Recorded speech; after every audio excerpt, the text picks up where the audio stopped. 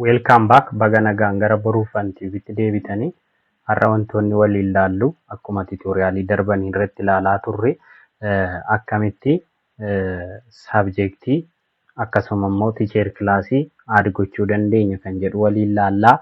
Warroonni immoo YouTube chaaneelii kana subscribe hin goone subscribe gochuun na duukaa bu'aa isiniin jedha. An Dajaneen jedhama garee Boruufan TV irraa. Kanaaf wantoonni tiitoriyaalii darban irratti warrootni tiitoriyaalii darban marsaa tokko haga 4 jiran hin laalle duubatti deebitanii refresh gochuu qabdu jechuudha. Daatawwan har'a jiru kana laaluudhaaf wantoota tiitoriyaalii har'a jiru kana laaluuf jechuudha. Kanaaf direct gara koodii keenyatti seennaa na duukaa bu'aa. Jalqaba duraa wanto jennu as dhufnee URL keenya kana sirreeffanna. Fakkeenyaaf gaafan itti bu'u error naan jedha admin template irraa kan fudhatamedha jechuudha. Error jedha isa san sirreessinee daataa keenya gara keenyatti jijjiirra. Add subject fi manage subject kan jedhu jira. As dhufnee add subject kan jedhu san galmeessina.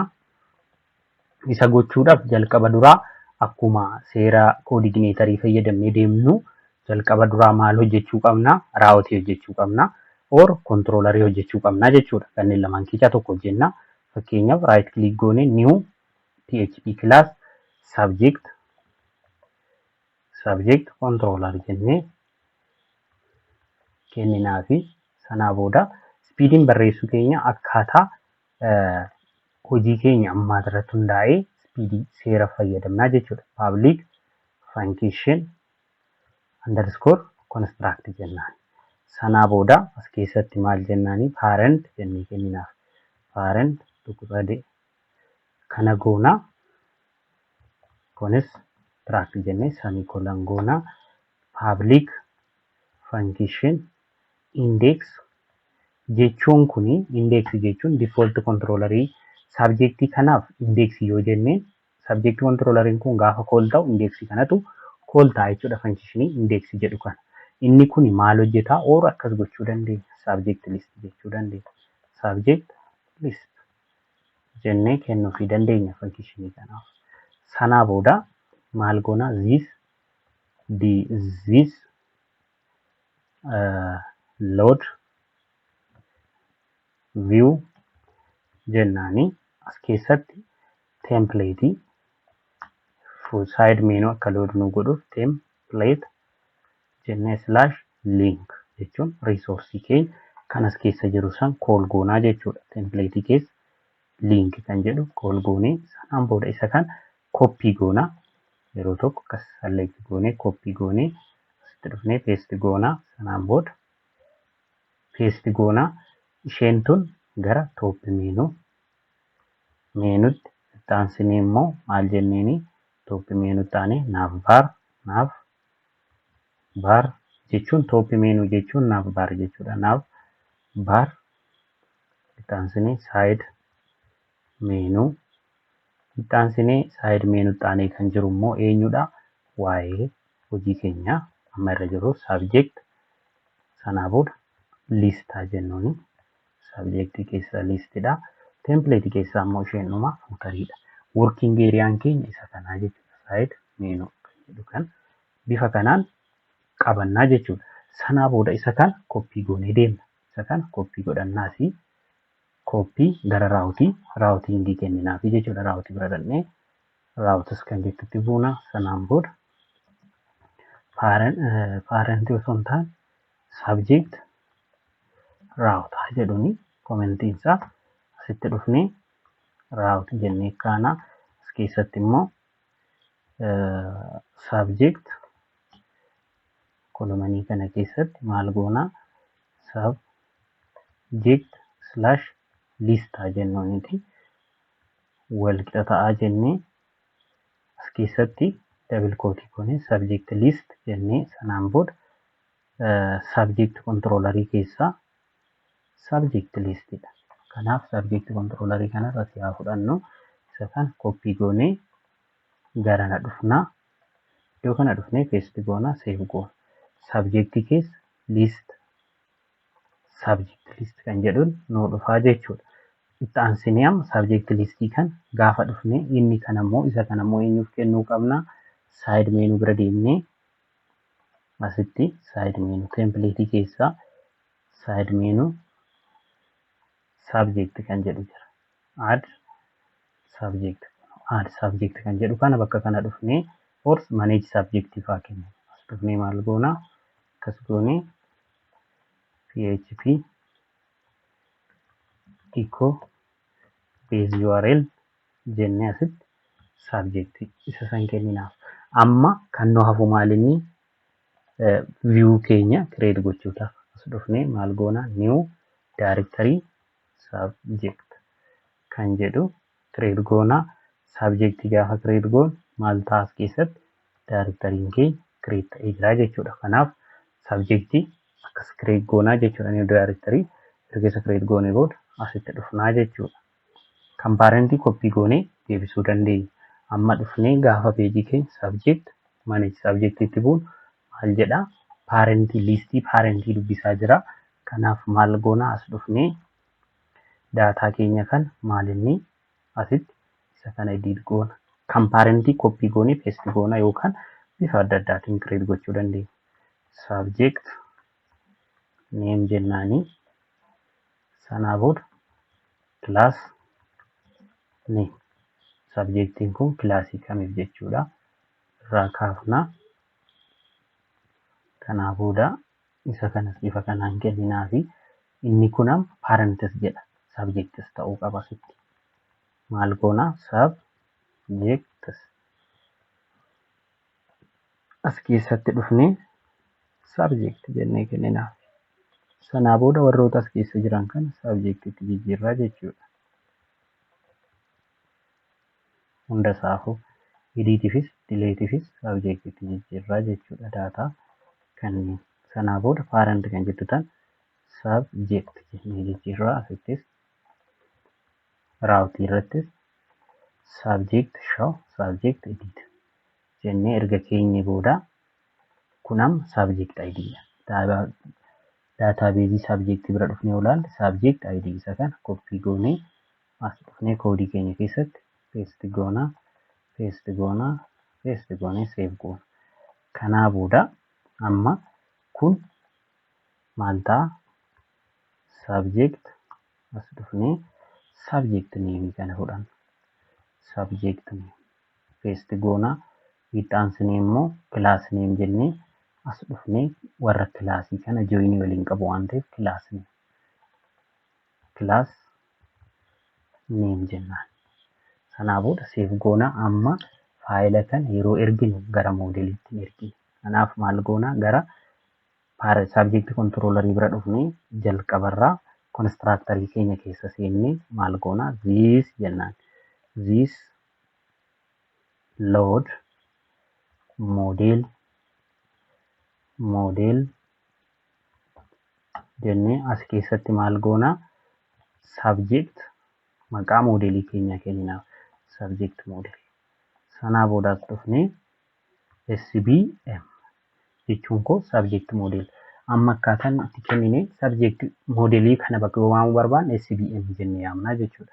Kanaa booda SBM jennaan. As dhufnee immoo subject listii keenya irratti daataa array keessa kan jiru maal jenna subject arraydhaan dhufaa jechuudha. Sanaa booda gaafa as geenyu asitti this SBM jechuun subject model get all subjects jennee akkas goonee asitti dhufnee listii kanarratti daataa kana paas goonaa jechuudha. Daataa asii argannu kana. Kanaa booda amma maal hojjenna subject model create goona. Model foldara modelii bira dhufnee new file subject model jennee paste goona. Sanaa booda inni kun eenyu extend godha CI modelii extend godhaa jechuudha. Modelii akka extend godhu goona. Public function jennaani get all jennee subject inni kun eessaa dhufaara isa kana jechuudha. Isa jiru kana copy goonee isa kanatti biratti paste goonaa jechuudha. Sanaa booda this jennaan. This db select all from this db from subjects this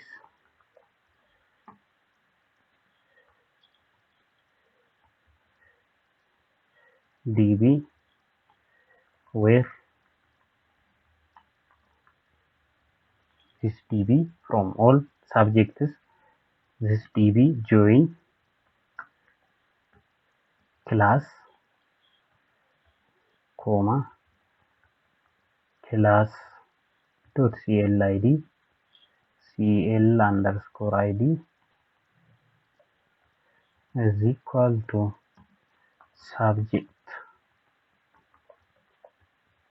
subjects dot class underscore id semicolon query is equal to this db get result. This db get if or we can use this return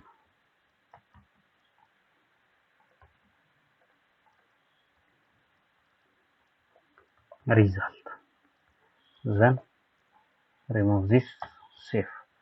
After that refresh or yeah, exactly what we want. Kana booda maal goona add listii erga fin'ee booda add subject kan jettu isheen tan add new kan jettu tanarraa kanneen control teacher kan jettu tana manage goona haala interfeesota keenya kana as sirreessinu list subject kana booda list subjects ingiliffa keenya tolchuuf list subjects jennaanii add new jechuuf asitti subject add jennee sanaan booda gaafa akkas peejii keenya refresh goonu gara oliitti inni kun subject save goona gaafa save goonu peejiin kee amma waa'ee subjectii walitti dhiyaateera jechuudha. Kanaa booda maal goona add subjectii kana gaafa sitti bu'u error nuun jedha errorii kan balleessinaa jechuudha. Jalqaba duraa errorii san balleessuuf raawutii kenninaa fi isa kana control akkas gochuu dandeenya. Control D goona subject keessaa add jennaanii kanaan booda subject add jechuu dandeenya. Asitti dhufnee add jennaanii copy goona isa kana. Copy goona sanaan booda subject controller bira dhufnee public or isa kana duplicate gochuu dandeenya. Asitti yoo tokko D goona sanaan booda as dhufnee faayila kana paste goona sanaan booda kun nu barbaachisu hin kaafna daataan kunis nu barbaachisu irraa kaafna inni kun maalitti jijjiirama aaditti jijjiirama sanaa booda gara interfeesii aadii bira dhaqna aad kan jettu wantoonni paarentii wal qabatanii jiru waan ta'eef maal goona add subject form kanaa booda waan nu barbaachisu waa muraasa waa baay'ee asirratti hin barbaannu kanaaf faayilota kana asirraa kaafna gaafa peejii kana refresh goonu akkas nu qabataa jechuudha. Siin where is s files control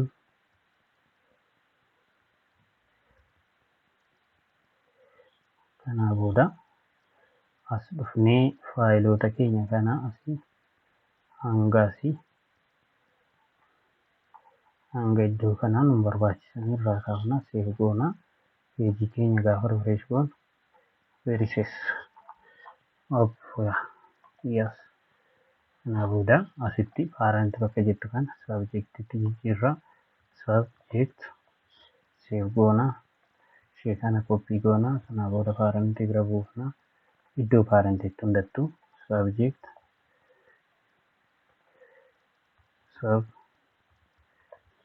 save goona sanaan booda multipart subject name placeholder kun subject underscore name text name ke maalta subject name kana booda kun immoo class name classiin keenya asii maalta drop down dha select goona select jirrat name class underscore id class form control kana booda option value select class kana booda keessa seenne kasgoone for each this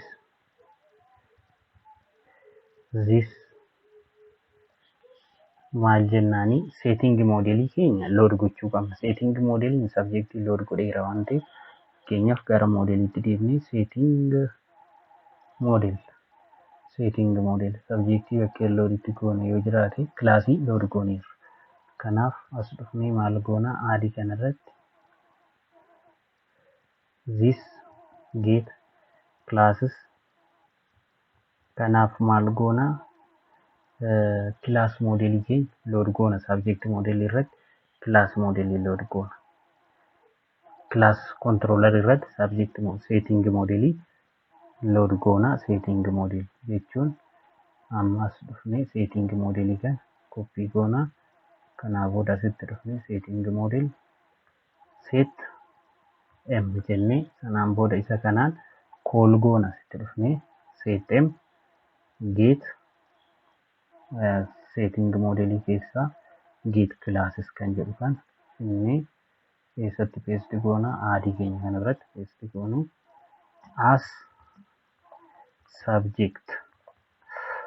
subjects jennee sanaan booda isa kana asitti dhaamsina php keenya foorichiidhaaf kana booda option keenya ni kaafna option value php echo subject not subject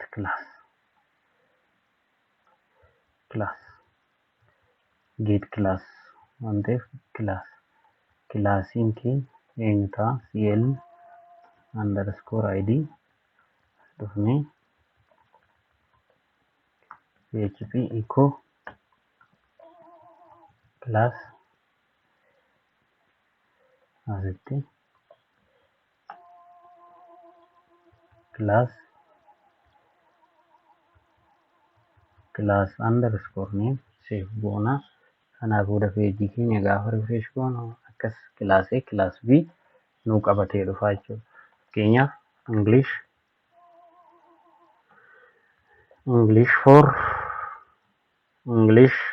for grade A grade B class A dhaaf class B dhaaf sana booda save gaafa goonu direct garam nu deemuu qaba. Save subject keessaa save kan jedhu bira dhaqaa sana hojjechuuf raawutii bira dhaqnaa jalqaba duraa isa kana add kan jedhu kana duplicate goona save kan jettu subject keessaa save kan jedhu inni kun save itti jijjiirra adii kan kana booda gara controller bira deemnaa as dhufnee public function save subject jennee asitti kana booda this db this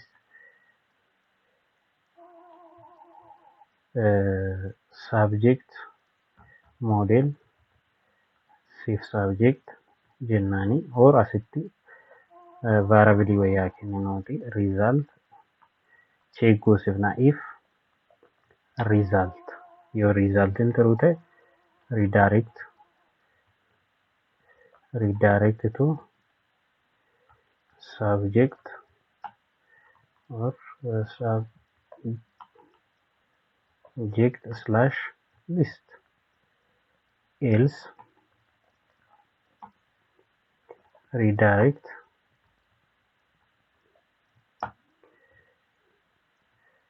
subject slash add save goona sanaan booda subject model bira deemna subject model bira dhufne public function erga isa jennee booda subject save kanaa booda data is equal to array subject underscore name this input post subject underscore name kanaa booda koomaa goone duplicator goonu asitti dhufnee faayila kan class id haa jennuun input is kanaa booda subject model gara aaditti deebinee maal jennaan kan class subject sirrii jirraa jechuudha. Kanaa booda eessa dhufna subject model bira dhufne kana semicolon goona this query irra haa kaa'u query equal to this db insert subject underscore subjects comma data if jenna sitta jennee check goosifna if query yoo ta'e query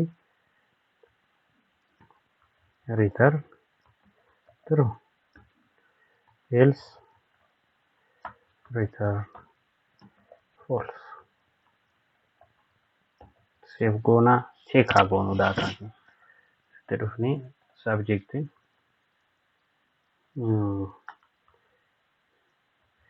English for class A then galmeessineerra aadni afaan Oromoo for class B submit kanaa booda daataa kee galmeessineerra edit gochuu delete gochuu mala salphaadhaan haaluma barameen editis deletes goonaa jechuudha. Amma kan itti aanee jiru immoo ticheerii erga kana galmeessinee booda kan itti aanee jiru immoo maalinni shawoon isaa kanuma fakkaata editii isaa haala halluu akkamitti edit gochuu dandeenya kan jedhu haala salphaa ta'een edit goona.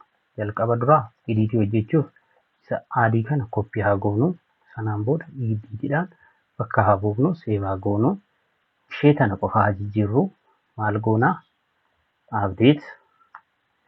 update jennaani sanaan booda primary irraa gara warningitti haa jijjiirru warningitti kanaa booda erga ishee galmeessinee ishee tana jijjiirree booda subject name isa kanas update'itti haa jijjiirru slash goonee data amma isa kana akkas haa goonu jalqaba duraa gara controlleritti haa deebinu ishee add jenne tan akkuma jirtutti koppii haa goonu faayila kana koppii goona as dhufnee public paste haa goonu asitti paste goona sanaan booda add subject kan jedhu kana edit haa jennuuni sanaan booda ishee tanas gara miti jirra gara editiitti jirra as dhufnee data of edit haa jedhuuni is equal to jennaan this db jennaani db or db osoo hin taane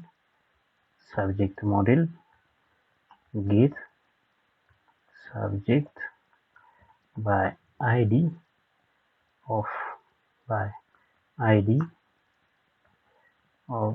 id queries id kun id asii dhuftu tan keessa keenya sanaan booda daataa fi paas goona kanaa booda subject modelii bira dhaadhee maal goona get subject by id kan jedhutti deemna subject modelii bira kanaa booda as dhufna public function id keessa galas get subject by id erga jennee booda daataan kee asitti dhufne this db select all this db from subjects. After that is db where subject underscore id comma this id is submitted query or return. We can use it return directly this db get row or any row semicolon save. After that come back on route, then edit / any, then replace this edit $1. After that come back on edit subject list, come then subject edit, then come back refresh edit exactly, then value update subject / update data dot edit subject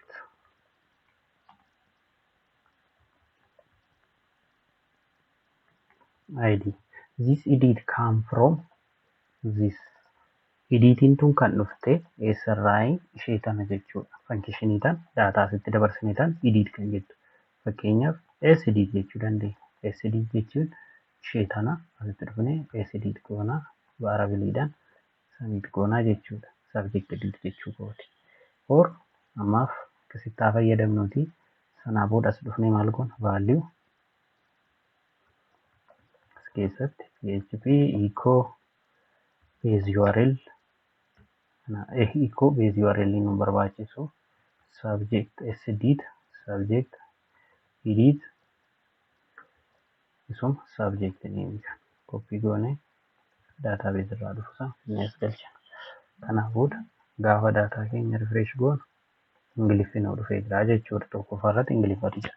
Ittaansii drop down'iin amma fakkeenyaaf isa kana argachuuf class A ta'uu B ta'uusaa argachuuf maal goonaa iddoo option value jennee value kanatti aanee bakka jiru iddoo kanatti koodii kana barreessina. php if jenna if edit of subject edit of class id is equal to class variable class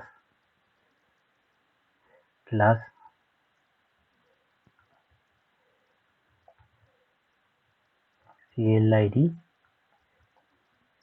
echo selected semicolon else echo this semicolon save. When I refresh it, then class A is selected.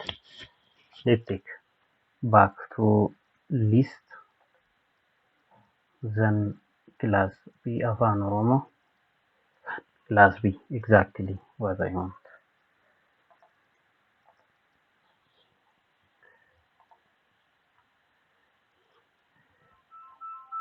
Asirraan erga kana goone booda maal gochuu qabna? Gaafa batanii kanatti buunu update akka godhu. Fakkeenyaaf class B'tti jijjiiruu barbaanna yoo ta'e update akka nuuf godhu isa kana hojjechuu qabna. Isa kana hojjechuuf jalqaba duraa garam deemna? Bakkee kana asii update kan jettu tana fuunee gara raawutii deemna. Raawutis kan jettu tana bira ruutisii kana bira dhufnee isa kana duplicate goona. Akkas goonee duplicate update goona. Sanaa booda edit kan jettu tana update itti aan jiru. Update subject isaa jedhuuni.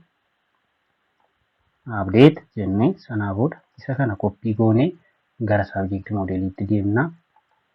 Sanaa booda isa peestaa godhuuti. Kanaa booda seeviidhaan waluma fakkaatu abdeetiin. Garaagarummaan abdeetii fi seevii weerii qofa. Weeri jenna yoo abdeetii ta'u. ID'dhaan dhufa asii abdeetii kana kataa godhuuti. Asitti peestii godheen sanaa booda ID jennaan. Itti aansinee akkasuma ta'ee as dhufnee qofa iddoo kanatti qofa bichaa jirra. Ziis jennaan. DB jennee where as keessatti subject underscore id'n kooma id achii paas ta'e san yoo ta'e asitti maal godhe update kana qofa jijjiirran nu gaheeraa jechuudha. Kanaa booda kontiroolarii biratti deebinee as dhufnee seevii kanuma koppii haa goonu. Isa seevii kana koppii haa godhuuti. As dhufeen peesti godha. Sanaa booda update maal jenna asitti moodelii kana bira dhufnee update subject koppii goonee asitti peesti goona. Update subject by id kanaa booda isa kana koppii goona. Asitti dhufnee by id itti replace goona. id replace goona. Yoo hojjete subject reestitti deebi'a yookaan garas dhaqaa jechuudha. Save goona. Daataa keenya fin'ee jirraa jechuudha. Kanaa booda peejii kana refreeshaa goonu maal jedham request not found. Okay, what's wrong behind this? Controller biratti deebinuuti. Edit update subject. Edit jennee okay raawutii irratti rakkoo uumuu jira jechuudha. Asitti T tokko daballeerraa kana kaasuu qabna. Kanaa booda peejii keenya refresh gaafa goonu hin gaddi asirraa baddeerti. Sanaa booda as dhufnee afaan Oromoo abdeetaa jedhuunti. Asitti abdeetaa goonu maal jedhama subject update school kan jedhu daataan akkas jedhu raawutiin akkas jedhu hin jiru jedha. Isa kana asii kaasuun qaba ammas dogoggorri keenya kanaa jechuudha. Sanaa booda update gaafa update goone update ta'ee nu deebi'a. Gaafa asitti dhufu keenyaaf kilaasa itti nu jijjiira update kilaasa itti nu jijjiira. Bifuma kanaan hojjennaa jechuudha. Kanaaf dileetis haaluma salphaa ta'een tiitoriyaalota gara olitti kan laalle waluma fakkaata wantoonni addaa isaan jiru. Bifuma kana kan fakkaatuun itti dabarra. Amma immoo paartii itti aanu kan laallu maalinni ticheer kilaasii. Ticheer kilaasii kana haalli xiqqoo fi wantoonni hojjennu maalinni teebilii ticheer kilaasii jedhu kanarratti hojjennaa jechuudha. Ticheer kilaas ticheer teebil kan jedhu kanarratti hojjenna. Kilaas ticheer teebil fakkeenyaaf kilaas ticheer ID, kilaas ticheer ID fi ticheer kanarraa kan dhufanidha. Kanaaf bifuma saabjektii hojjenne kanaan hojjenna. Jalqaba duraa ammaaf as dhufee fooldara tokko kireetaa godhu new directory teacher or akkas gochuu dandeenya class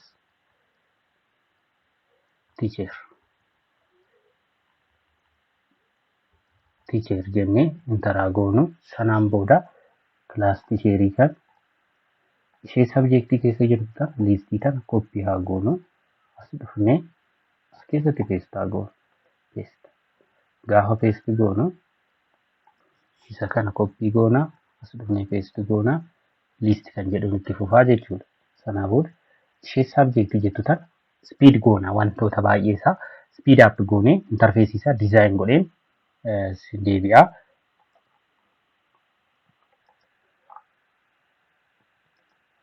Bifa kanaan dizaayin goonaa jechuudha jalqaba duraa. Kanaaf asitti dhufnee class teacher list class teacher jennee sanaan booda class name teacher name subject name qaba. Itaansnee asiin class teachers jennee variabiliin kun controller irraa kan dhufaa jiru kan arreedhaan daataa kuufatee dhufu sanaa booda isa variabilii kanarra kuufnee akkuma controller dura hojjechaa turre jechuudha. Class name isaa join irraan teebilii kanneen display goosifnee teebiliin tun teebilii of dandeessee miti teebiloota biraatirraa daataa walitti qabattee dhufti jechuudha. Yoo ilaalle bifa kana qabdi jechuudha. Teebilii kanarraa daataa kanneen fetch goonee asitti nuu dhufaa jira jechuudha. Teebilii teacher class subject ID kan jettu kanarraa dhufee asirratti daataan keenya liistii ta'aa jira. Kanaaf maal goona kontiroolarii tokko kireet godhannaa. Kontiroolariin kun maal jedhama? Kilaas tiicheer jechuudha. Kilaas tiicheer sabjektiidha. Kilaas tiicheeraa jedhama. Kilaas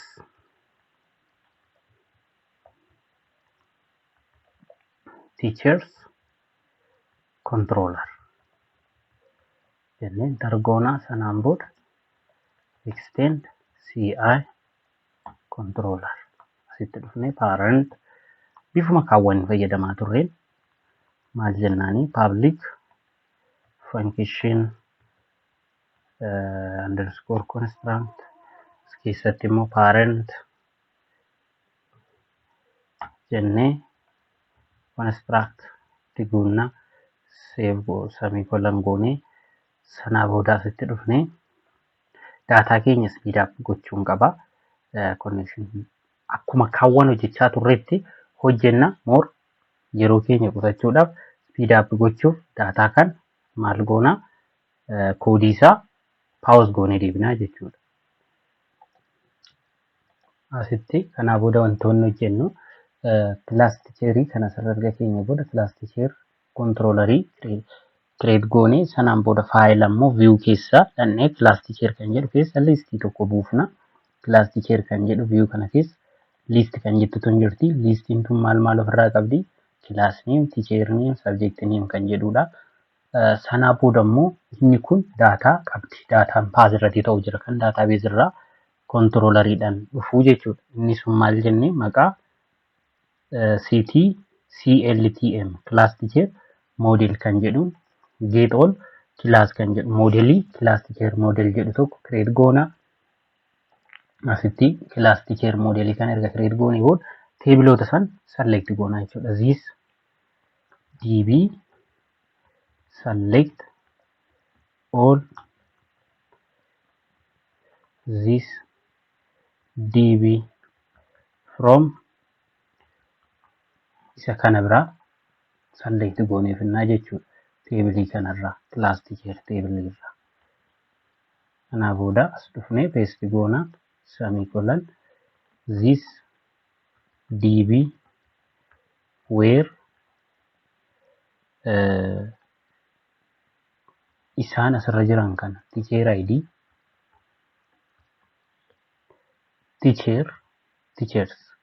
teachers underscore tblin comma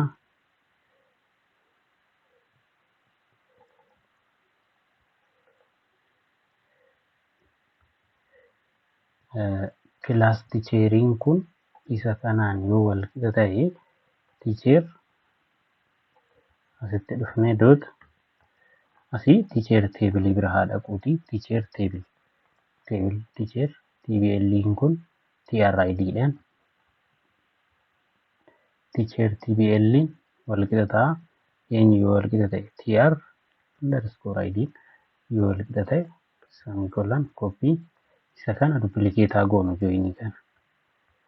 Kanaa booda eenyu wajjiniin teebilii subjects kan jedhu teebilii subjects jedhu waliin subjects dot subject id dhaan subjects dot subject underscore id wal qixa ta'a. Teacher teebilii eenyu waliin teebilii subject id wajjin jedhu waliin. Inni kun subject id waliin yoo ta'e akkasuma immoo class underscore clid jechuun teebilii kilaasii keessatti kennineef asitti dhufnee immoo class id kanaan yoo wal qixa ta'e daataa keenya akka jiru nu select godhee baasu goonaa jechuudha. Sanaa booda return jennaan. Return this db get result isaa akka display nu godhu goona. Kanaa booda daataa keenya amma gara eenyu bira dhufnee as dhufnee manage tc kan jedhu kana biratti daataa keenya sirreessinaa jechuudha. maneekiisii kana bira dhufnee daataa sirreessuuf jalqaba dura gara raawutii deemna.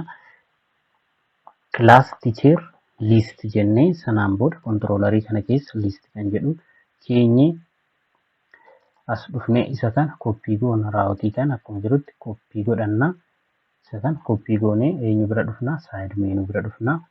Side menu keessaa add teacher class osoo hin taane list kana manage teacher class kana jechuudha. As dhufnee maal goona? PHP jenna. Echo base URL jennee as keessatti paste goona. Sanaa booda save goonee gara koodiitti gara browseriitti deebinee peejii keenya refresh goonu kilaasii kana bira as dhufnee gaafa sitti bu'u gaafa kana click goonu maal jedha? Teacher unknown column teacher TBLID. Okay, good. Unknown column teacher table teacher where osoo hin taane join goonu. Dogoggorri iddoo kana jira. Join goosisuu qaba. Naa booda peejii kee unknown column class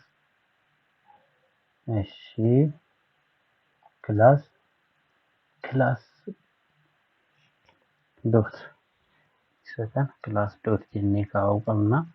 Kanaa booda bifa kana nuu qabateera. Amma maal goona? Add tumaa fi adii foormii adii kenninaaf. Foormii adii san asuma subject keessaa fuudhu. Isheetan add kan jettu tana koppii goona. Asitti dhufnee paste goona faayila kana. Nozaat akkas osoo hin taane asitti dhufnee paste. Enter jennaanii naa booda subject bakka jirtu class teacher jennaanii teachers class teacher koppii haa goonu.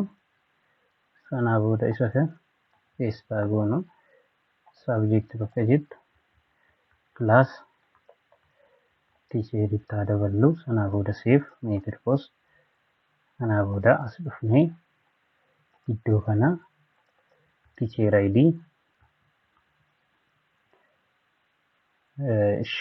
class ID dursine haa keenyu. Isa kan hundi isaanii selectedha waan ta'eef isa kana haadha.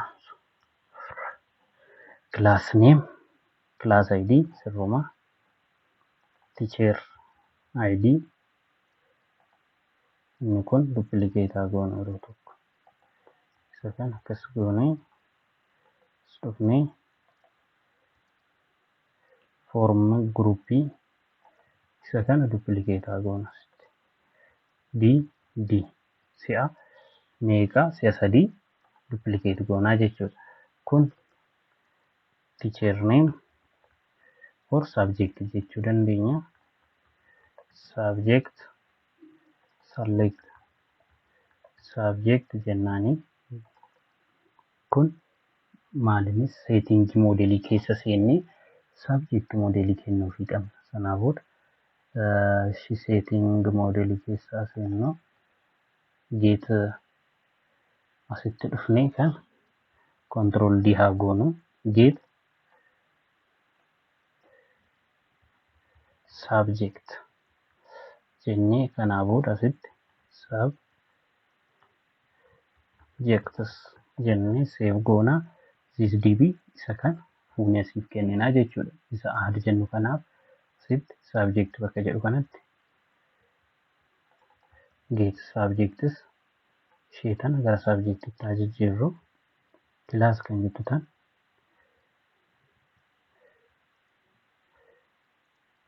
subject jennaanii subject or sub jechuu dandeenya. Kanaa booda isa kan inni paste goona. Subject underscore ID isa kana koppii goone ishuma jalqabaatan subject name itti jijjiirraa itti aansinee teacher name jennaanii as dhufnee akkam goona select teacheris akkas haa goonu gara setting itti haa deebisu. setting model bira dhaqnee get teacher kan jedhu hin jiru miti. As dhufnee maal goona d goona get teacher jennee save goona table teacher tbl kan jedhu irraa akka nu fidu goone get teachers kan jedhu kana copy goona. Sanaa booda asitti dhufnee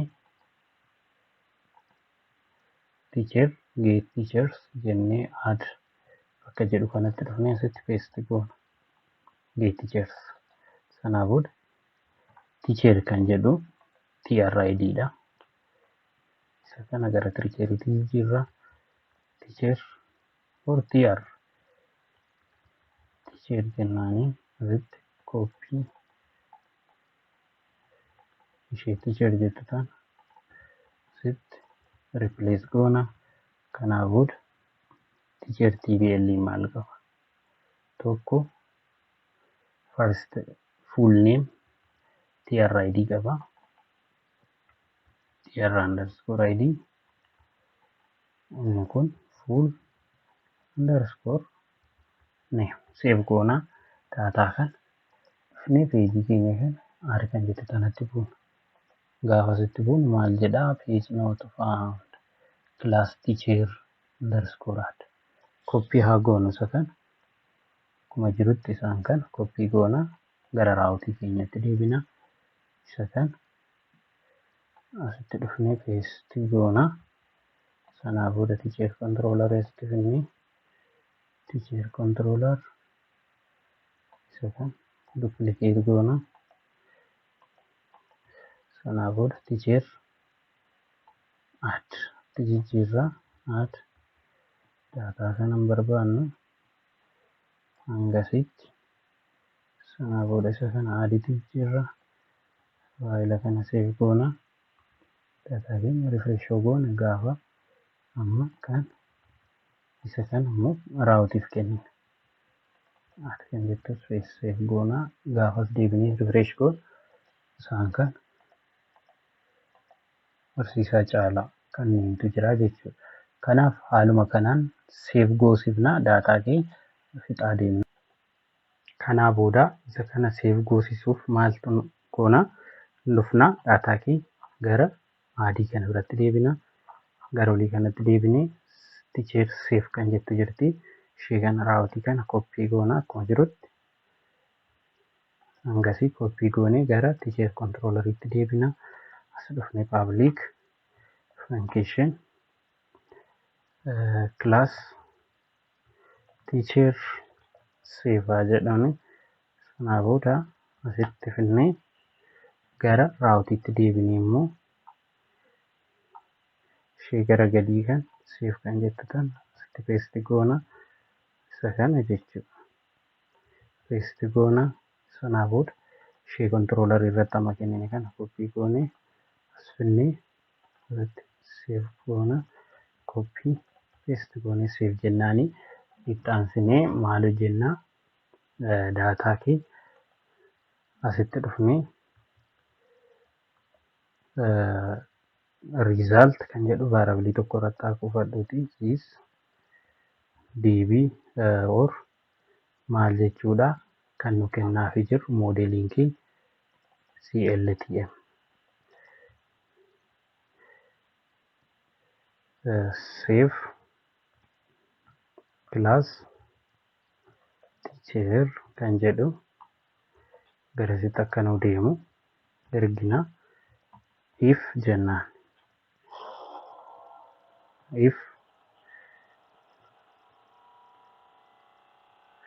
if daataan keenya yoo kana ta'e if daataan keenya yoo resultiin keenya ta'e asitti dhufnee maal goona faayila kan akka inni nu galchu redirect to teacher class teacher ishee kana bira akka nu dhufu goosifnaa jechuudha. Ishee kana bira as deebi'ee asitti galchu listii keenya kana bira akka dhufu goona. Else jennaan else yoon taane gara aadiitti akka deebi'u taasifna. Isa kana bira akka dhaqu goonaa jechuudha. copy goona isa kan redirect not return redirect so save goona faayila keenya kan peejii keenya deemnee refresh goonu ittaansinee kan nu hafu maalinni isa kan controller irratti create gochuu qabna model irratti create gochuu qabna teacher class model kan irratti kanaafuu public function paste goona data kan as dhufnee yeroo galmeessinu data jennaan equal to array'n kun maal of keessaa qaba teebiliin tun waan ofirraa qabdu tan hunda isaa qabataa jechuudha teebiliin maal jedhamtu class teacher jedhamtu tun waan ofirraa qabdu structure teacher yes kanaafudha kas goonee data kanneen haguutu asirraa class id paste goona subject id paste goona data kan kanaafuudha isa kana bira dhufne this jenna input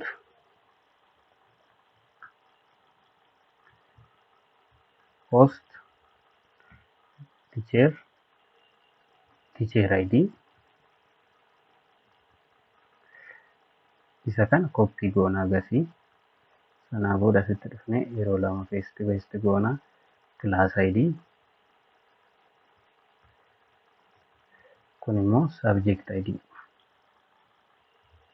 subject id jennaanii asitti dhufne copy subject id jennee save goona sanaafuudha semicolon if jedhamti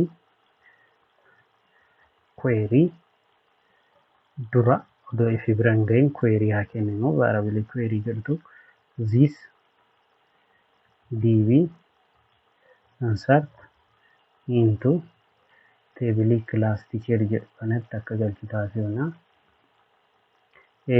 data array data dhaan kuufame kan akkasirratti galchu taasifna if jennaan query keenya yoo return true godhe return true else return false jennaani yoo return true ta'e gara listitti akka deemu yoo immoo false ta'e gara akka deemu teacher sanaa boodas dhufnee maal laallaa data keenya maal jenneen class id kun immoo subject id ta'uu qaba inni kun subject id inni kun immoo teacher id